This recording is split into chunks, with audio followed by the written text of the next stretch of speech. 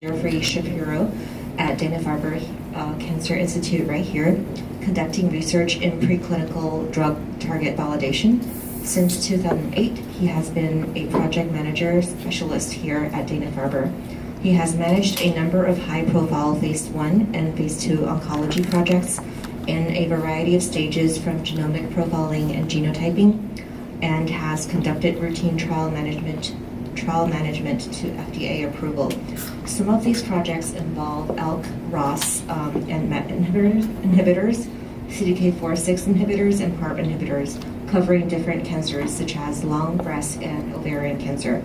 Dr. Tsai's talk today will focus on new generations of adaptive cellular therapies and issues that need to be addressed before market approval.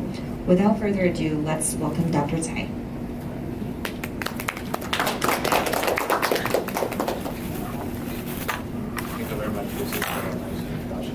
I have to make the first correction. I did not get my master's degree in health genetics. I attended the program, but I started,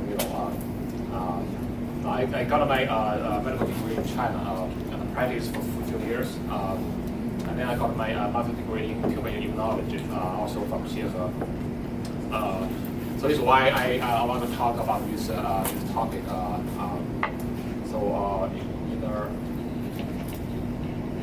Hello.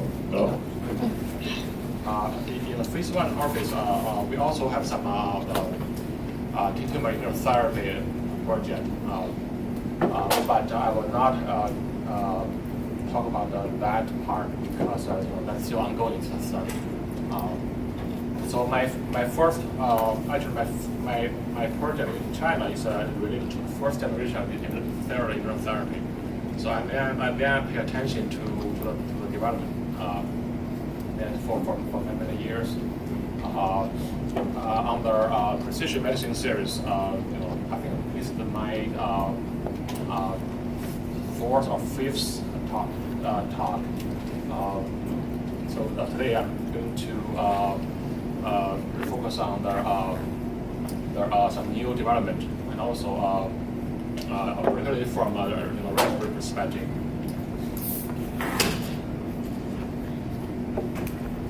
Right, so there are three topics I'm going to cover today. The first one is I want to introduce some milestones in precision medicine and precision oncology. I'm going to use several words, terms. They are, to me, they are interchangeable. For example, like precision medicine, precision oncology. A lot of principle and the conclusion from precision oncology are applicable to precision medicine. So if you search clinicaltrial.gov, I think the number one clinical trial are for oncology. I think a lot of conclusion derived from that oncology trials will be used or have possibility to be used for other fields like in precision medicine. And also, past 3 years also, oncology, it's also a very hot topic. So I happen to have this background after I graduated from CSR.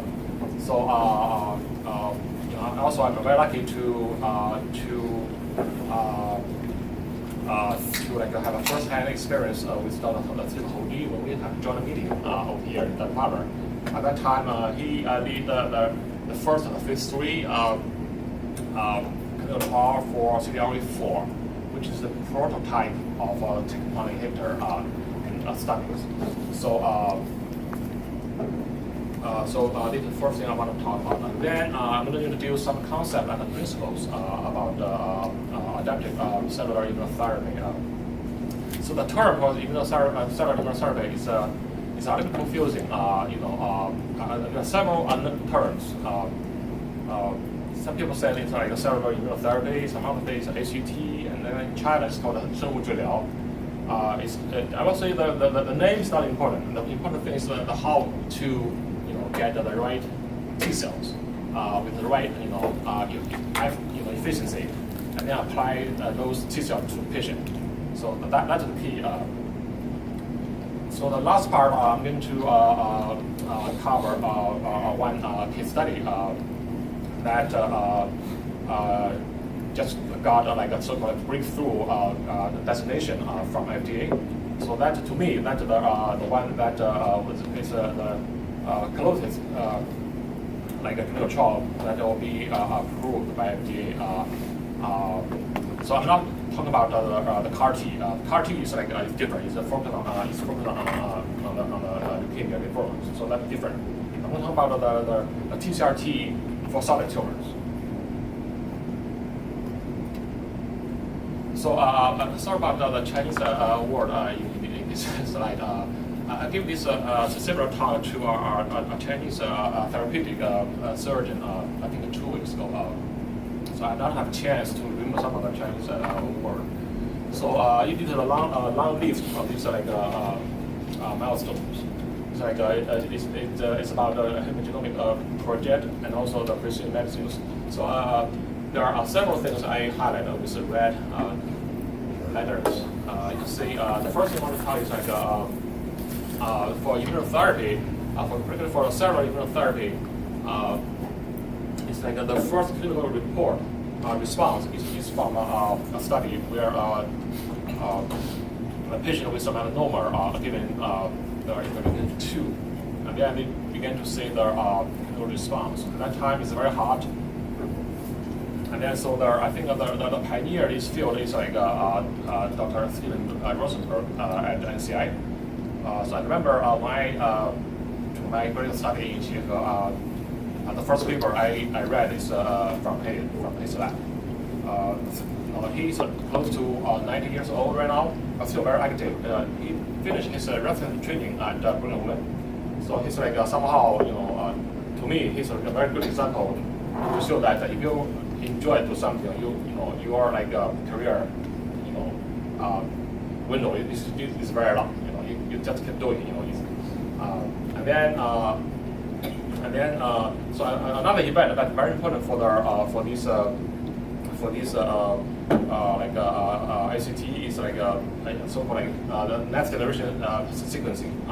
So that technology just brings down give you like very efficient way to screen multiple genes in very efficient manner, and also can drag down the cost. So there's some technology in ACT, and also it's based on that some breakthrough in that technology. So and then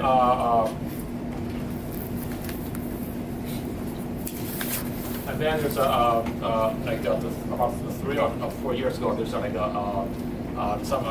two paper in New General Medicine about checkpoint inhibitor anti-PD-1. Basically the significance of those two people is like to convince people that if you apply the checkpoint inhibitor to patients with like lung cancer and renal cancer, you can see some clinical benefit. So that's the first report to show that the immunotherapy can indeed play a role in the like major solid tumors. So afterwards, basically the oncology is like become a very hot topic. So and then another thing I want to focus today is like the so-called like the first precision cellular immunotherapy targeting the epithelial-derived carcinomas. In that case, it's like cholangiocarcinoma. So this like the whole process is very precise. You can predict. You can use like a very high efficient way to identify the new antigen, and also to pull out the T cell receptor, and also so the significance of that study is to me is huge.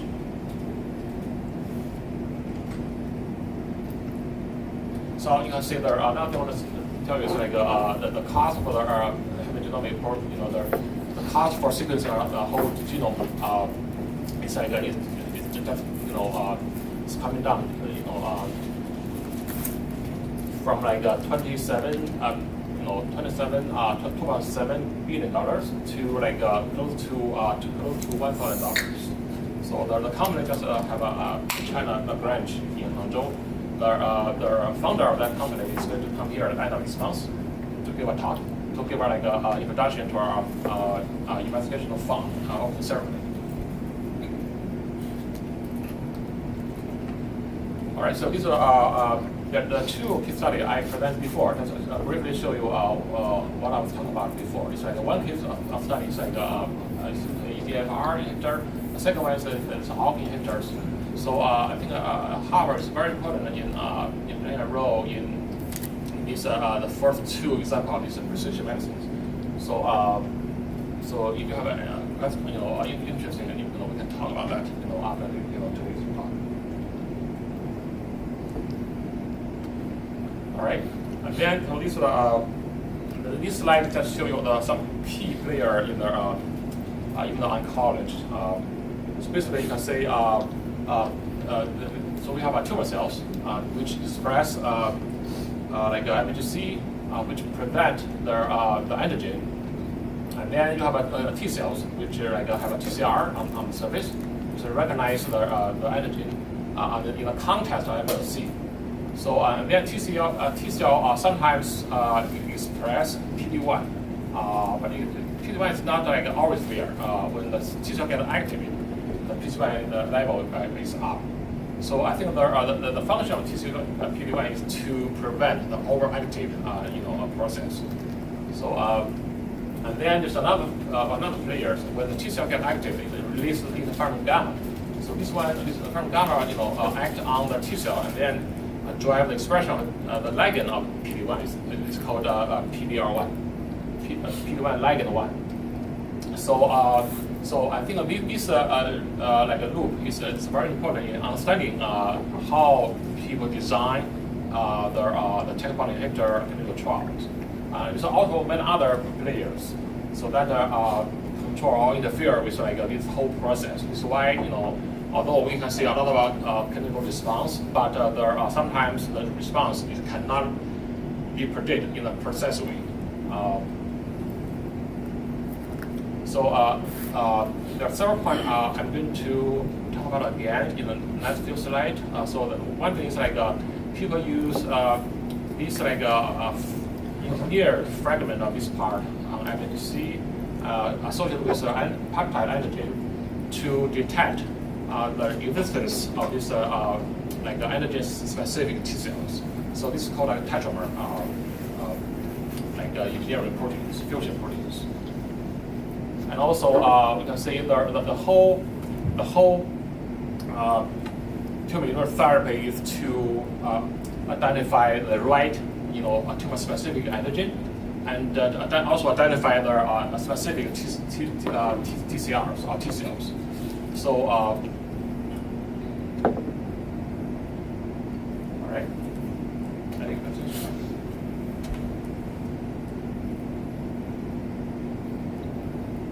All right. So, these are some of the landmarks in this field. The bottom part panel is what happened in the past 20 years or so. We can see from the very beginning, people use interleukin-2 to treat melanoma, and then it's a lot of adverse event. So and also the clinical benefit primarily are with patient with the melanoma and the renal cells. So and then people try other tumors, but pretty much no clinical response. So this field seems like there's not no other way to expand in this area. So and then people begin to from this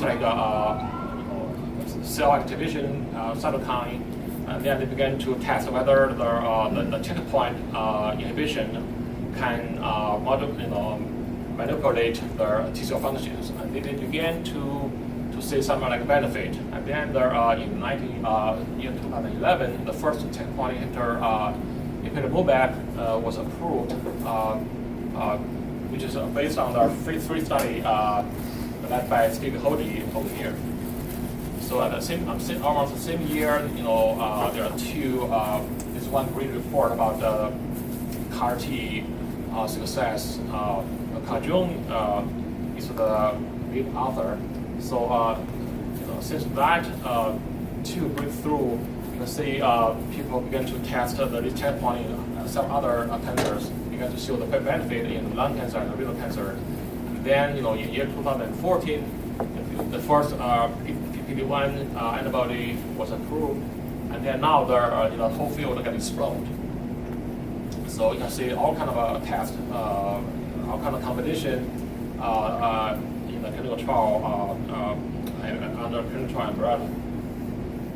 So in the upper panel, you can see basically I want to introduce some key events that have relevance to ACT. You can see there. I think the key research goal is to try to identify the tumor-specific antigen from tumors, either from the tumor biopsy or from the blood, like circulating tumor DNA.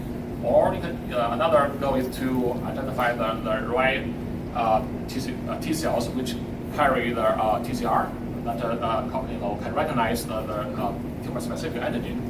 So you have to do the whole thing in the right high throughput ways. Otherwise, the whole process is too slow.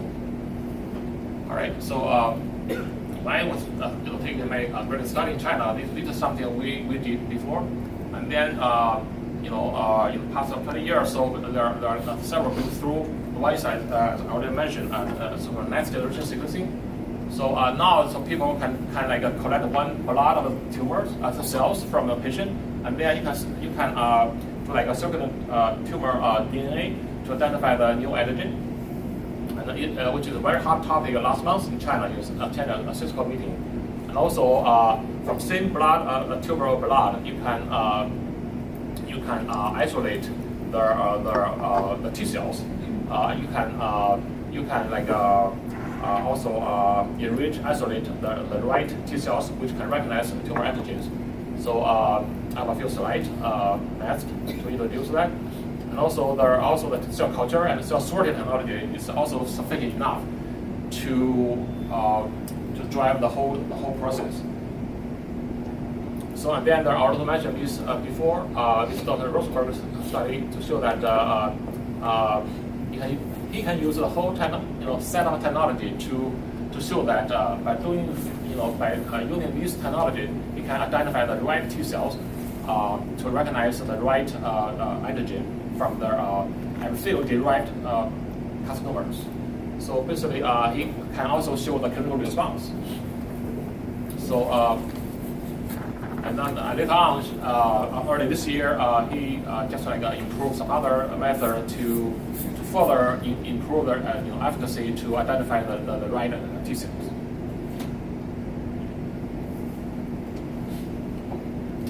So cellular immunotherapy is not a new concept. It's like a 30 years concept, but still have no clinical approval yet. So we have to figure out what's going on here. So basically, this diagram just show the steps you have to take to get a drug approval from a basic research. Most nowadays, I will say focus their work in this area, and then this is so-called operation stage. You test the efficacy and the adverse. Sorry.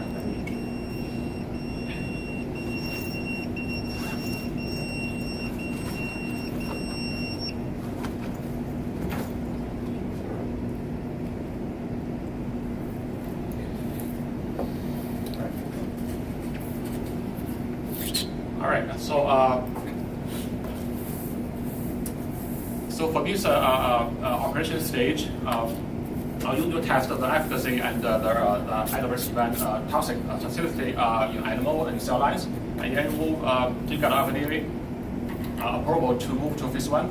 That's phase 1, 2, 3, and then in clinic, these three phases are not always this clear. Sometimes they overlap. So the sponsor may raise around their phase 1 study. At the same time, after they collect some data, they run multiple parallel studies to confirm the finding in early stage. So at the end, hopefully you can get FDA approval. So for the same principle, you can say that I think 1 month ago, people began to talk about the where we stand for the CAR T. So these are the meeting that the screenshot that were taken by folks somewhere in DC. So you can see there is an FDA meeting to show the similar procedures to get the cellular therapy approved. So I will not spend too much time on this to show you that the FDA use the same standard to approve either drug or the cellular therapies. But in China, China is different. China is like the WeiQi from this part. So it's so different from the small antibody-based drug development. You can see the same thing. When FDA accept other application, it's not always from phase 1 to phase 2. It's like on a very rigid schedule. Sometimes they have like a flexibility. For example, they have this so-called breakthrough designation. So that means if the data from phase 1 is good enough, and then they can give you like a special treatment. They can reallocate the resource to help you out to push your project forward. So these are several categories of program at FDA which help drug company to develop their drug quicker. All right, so I think this slide show you how their ACT experiment are performed. So basically, on the right panel, you can see there is a patient, right? You can collect the blood, and you can collect collect T cells. Sometimes you can use some other technology. For example, you can collect T cell that express PD-1. So that means the T cell already been activated, so they have a higher chance to have that right TCR. All right. On the left, you can also collect the T cells from the tumor cells, for like a tumor infiltrating T cells. But now you can say, nowadays you can use like one single tube of blood to do both. As I mentioned earlier, you can from a single tube of blood you can identify the new antigen. You can using like next generation sequencing, and also you can isolate the right T cells from the same tube of blood. So after you isolate the T cells, you expand the cell in vitro, and then you culture them, and then you transfer the cell back to the patient. All right. And then this one for the case study, I'm going to focus on the TCR, T-cell receptor-based ACT. So basically, there are two kind of so-called like a molecular engineered cell-based technology. One is like a CAR T, and another is a TCR-T. CAR T is use like antibody technology to recognize the cell surface, cell surface antigen. TCR-T is use like a TCR technology to recognize intracellular new antigen or the antigen. So basically, the idea is the details are different, but the idea is the same. You engineer the T cells which express the specific receptor which can recognize some antigen from tumor cells. Hopefully, after this recognition, the T cell get active and then begin to kill tumor cells. All right, so I think this slide is from one paper published by Rosenberg. So basically, the idea is similar. You can see for the patient, you can draw one tube of blood. You can see the blood has like a tumor cells and also have a lymphocyte. You can see for tumor cells, you can see like a TCT. You can isolate TCT, and then you run like a single cell, sequencing, and then you use like all kind of fancy algorithms, the platform to identify the new antigen. And then on the other hand, you can see that for the lymphocyte, you can sort like the lymphocyte such that only the cell that has positive PD-1 expression can be sorted out. And then, so basically at this juncture, you can see you can apply the newly identified new antigen, and then you can pause the antigen like presenting cells, then so that this dendritic antigen presenting cell can feed the T cells with like specific antigens, so that at this stage the T cell that can recognize the antigen will be expanded, and then from here you can allocate the T cell into different valves in the plate, and then you can use like a high technology to sequence, to identify, and then you have a reverse engineering to identify the right T cells, and then you infect the T cells with these like right T cells, and then you expand the T cells, and then transfuse the cell back to the patient. So I think that there are pretty much like Rosenberg used the same technology to like treat their first tumors with derived from epithelial cells. So it's so that cell, I believe that cancer is like a cholangiocarcinoma. All right, for the case study, so I want to say basically this diagram that show you general clinical workflow. I don't want to go into the details. Just show you that before the first transfusion, basically they isolate the blood, and then they because the whole process takes so long, they for this whole 1 month, they began to identify the right T cells, expand the T cells, and then I think in this case the T cell can they use I believe they use like so over here the antigen is like it's not like a new antigen. Over here it's like the germline antigen. It's like a NY-ESO antigen. So after this whole process, they enrich and they expand the T cells. At the very beginning, 1 month after the collection, they begin to they transfuse the cell back to the patient, and then afterwards they identify. They use like they evaluate their therapeutic efficacy every few weeks, every few months to see what happened to the tumors. So this slide just show you the general clinical workflow for these clinical trials. All right, so the case study is you can find out this case study by searching clinicaltrial.gov. This is the study number. So you can see this study is like for solid tumors, right? And also over here they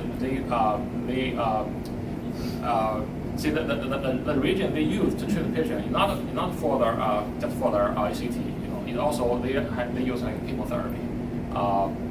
It's complicated than what I talked before, but the purpose of the chemotherapy is to try to make space for their T cells and also try to suppress the Treg cells. But that's a common clinical combination in most ICT clinical trials. So the study is not I believe it started like a few years ago, like from year 2008 or 9. So basically the study has been published. I think a few months ago.